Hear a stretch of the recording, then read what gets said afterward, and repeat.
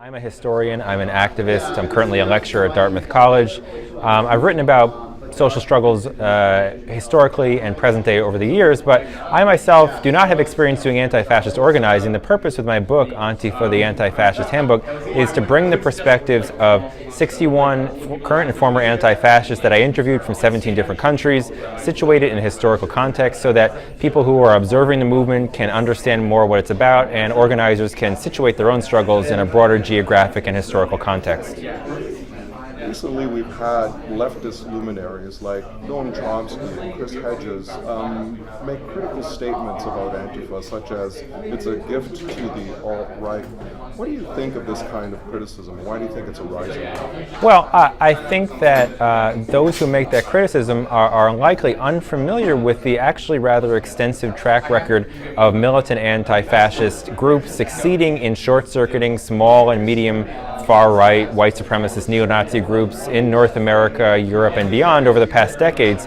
If you actually dig into the history, which I do in my Antifa book, you can see that this politics does work. It prevents these groups from embedding themselves in communities, establishing meaningful relationships, and recruiting. So it seems to me to be an argument made largely based on hypotheticals without really digging into the history. So I would encourage anyone who's trying to think through this issue to take a look at the historical record.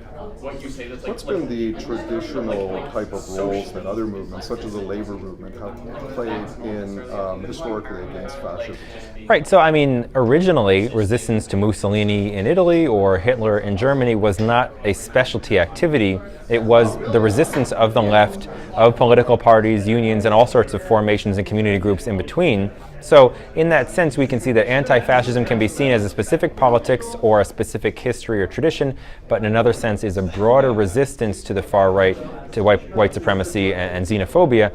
Over the past decades, this has taken a number of different forms, from unions having sort of auxiliary anti-fascist formations, from joining political parties or anti-fascist groups to block major Nazi marches, or even just thinking more broadly of building working class power as a way to make it so that working people don't turn to the far right, they turn to the left. They try to build a new society with their coworkers and their neighbors. So in that sense, it shows that anti-fascism is a politics that can be seen in a specific sense, but also in a broader sense. You mentioned in your talk that often the right wing steals ideas from the left.